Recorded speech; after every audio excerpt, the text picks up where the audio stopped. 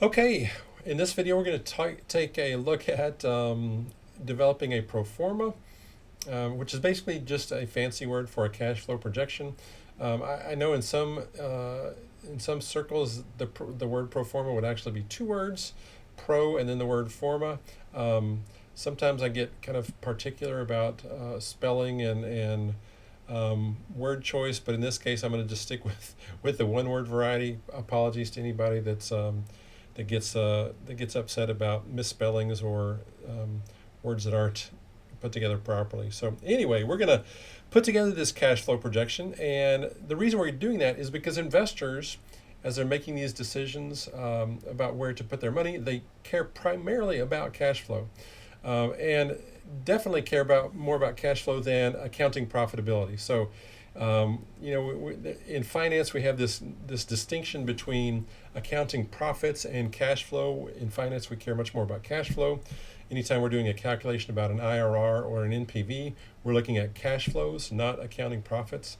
Let's just move on here and take a look at an income statement, which is really what a pro forma or a cash flow projection is. It's an income statement that is going to be typically projected through time. So you'll have perhaps a current year, and then you'll look forward in time over the investment horizon to estimate the future cash flows from the property from your investment, and that'll help you form an estimate of the value of that property. So real quickly, we got this very simple income statement that we're going to flesh out as we move through this video. But at its simplest, an income statement is just going to be revenue minus expenses, and that's going to equal our income from a property. Or any business actually, right? This is very generalizable here. We just take the revenues, all the incoming cash flows from running our business. We got certain expenses that we're going to have to pay as we run this business, and then what's left over is going to be our income. So let's start fleshing this out, and we're going to start with looking at the revenue side of things.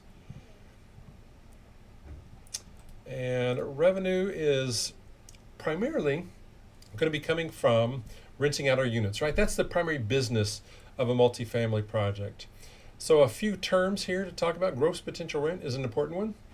And this captures the notion that if we had every unit rented at the market rate, then that would be our gross potential rent. So every unit at the market rate. And again, market rate here would be kind of the going rate, what we could lease this unit for, what we expect, without any consideration of concessions or anything else. And we're going to talk about a differentiation between a market rate and perhaps a current rate that a tenant is paying in a minute. The unit mix is also an important part of this. We have the unit mix is going to be showing the number of units and the type of those units. So let me just look at a quick picture here. This kind of shows the unit mix and shows how it feeds into this notion of gross potential revenue. So for instance, we might have a complex with, I think this is 136 units, split up between 4 different types. So we have the 1 bedroom, 1 bath, we have a 2 bedroom, 1 bath, we have the 2 bedroom, 2 bath, which, that's an important distinction. Perhaps if you got a roommate, each want your own bathroom, for instance, as opposed to perhaps a small family or a married couple that can share a bathroom. Who knows what the reasons are, but for any reason, for any oh man, now I'm gonna have to try to edit this. I'm just not gonna edit this. I'm gonna keep going. But for whatever reason, we're gonna want that extra bathroom. All right. So just ignore that last 30 seconds there. Play like it didn't happen. And then 3 bedroom, 2 bath is the other unit type.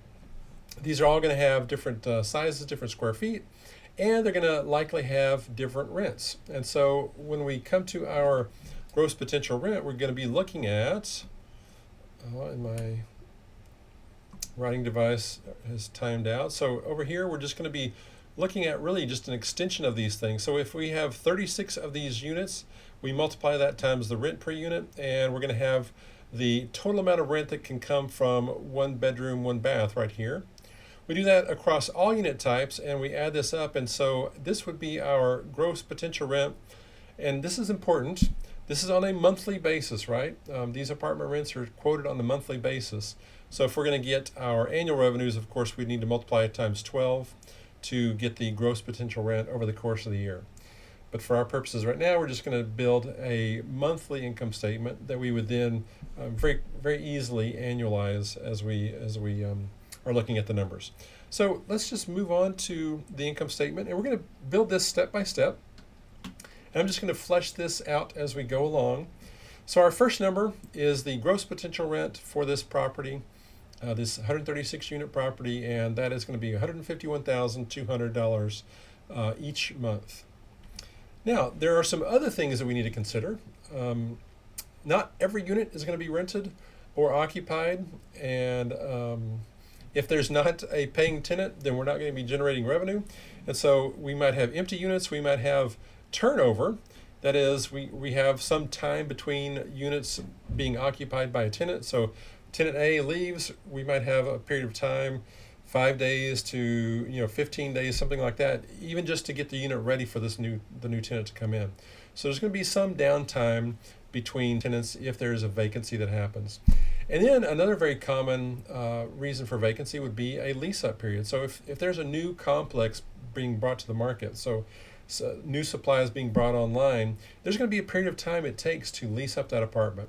Now, developers are always going to be trying to pre-lease apartments, right? As construction is happening, they're going to be marketing those units and trying to sign leases, looking forward to the day when they're delivered, so that lease-up period is as short as possible. But there can very well be some empty units while a new apartment is kind of getting its feet and getting into the market. Now, for our example, this example pro forma, we're going to assume a 6% vacancy rate. And so in terms of how that works numerically, we're just going to multiply the gross potential rent times 6% and then take that away, right? We're going to subtract that from our gross potential rent to ultimately get down to the money that we're collecting. All right, let's move on here.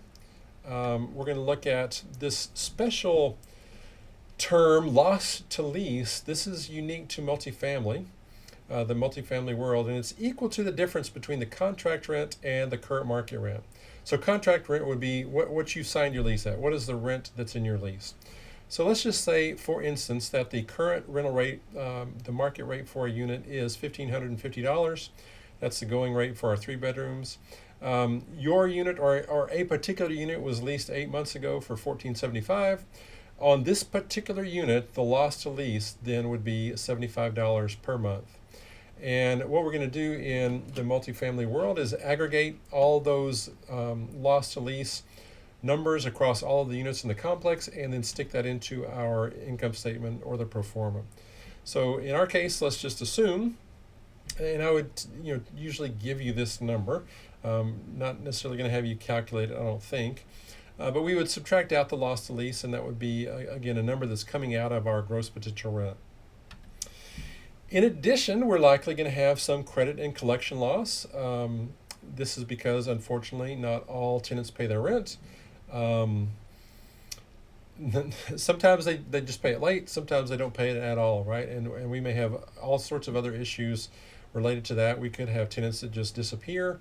We could have tenants that stay in there, and we're going to have to pursue remedies, legal remedies, to get them out of our apartment complex, right? So there's all sorts of other costs that we might have to consider at that point. But in any event, we very well may have tenants that we ultimately cannot collect rent from. Now, we're going to try to obviously mitigate this issue. We're going to do everything we can to avoid that, and so there may be the requirement that we have for co-signers of a lease. So if we have somebody that doesn't have necessarily a stellar credit history, or maybe the income isn't quite up to snuff, we may ask for or require a co-signer. And then a parental guarantee is going to be very common in certain student housing markets, right? So because students don't necessarily generate their own source of income, they don't have that. And that's certainly not universally true. Many students have jobs, hopefully just part-time jobs. They're not working 50, 60 hours a week to make rent and that sort of thing. But parent guarantees are frequently going to be required, so landlords know that there's a certainty about collecting rents, and they can hold that collection loss to a minimum. Now for our property, we're going to assume a 1.5% collection loss, and that's going to be of the scheduled rents. And so if we go down this next step and look at this, that's going to be a 1.5% loss of basically the sum of these first three lines. So if I aggregated these three things, took the sum of those and then multiply that by 1.5%, I would come up with this number here. And we're going to take that away again from the gross potential rent as we're working our way down to the amount of money that we're going to collect. Some other things that may come out of our income, reduce our income, are things like concessions. So another way of saying that is free rent. That's definitely going to be a function of the market that you're in. At certain times and in certain markets, there will not even be a whiff of free rent. In other markets, in other times, the market may be such that there is kind of excess supply. There's a kind of a big need on landlords' part to have tenants move into their units, and so they'll offer incentives, concessions in the form of free rent. So maybe you get 1 month free on a 12-month lease, or who knows what the case may be, 6 months free on a 12-month lease. Could be all sorts of things to incentivize tenants to come into that place. And again, that's all going to be a function of the marketplace. I'm not aware of any concessions in this market, in the Knoxville market. You might have some incentives for a new property that's being delivered, right? So maybe there's some of those kind of concessions to help the lease-up process and minimize the lease-up period. And then another thing we could have are some adjustments. This could be anything. And for our particular example, we're just going to assume that we have a maintenance person, that we're going to throw them a little, perk. They get $500 off rent for staying in the apartment. Maybe that allows us as an owner to have, an on-site maintenance person that we can count on, 24 hours a day for things. We don't have to call somebody in. So that would be an adjustment. We'll just take off another $500 for that particular unit that we aren't collecting. So let's go down here and look at this. We're not going to assume any concessions, and so once we tally all this stuff together, our total rental income on a monthly basis is $138,408 per month. Now this would be an estimate because this vacancy, until a month has passed, we don't necessarily know how many vacant units we're going to have. Same thing with collection loss. Until somebody has not paid rent, we don't know that that's going to happen. Obviously, you're not going to rent to somebody that you expect not to pay you rent. But in terms of modeling this, in terms of creating something that's forward-looking, we'll make an estimate. And in our case, the 6% number and the 1.5% number for credit loss is our estimate for those things. And so our estimated total rental income on a monthly basis is $138,408. And before I move on to the other parts of this pro forma, we're already running a tad long. I like to keep these videos between 10 and 15 minutes. We're getting close to the 15 mark. So I'm going to go ahead and stop here. We'll pick up in the next video with looking at other income, and then we'll walk our way through the expenses and end up with a fully fleshed out income statement. So I'm going to go ahead and stop here, and I'll see you in video number 3, where we look at other income.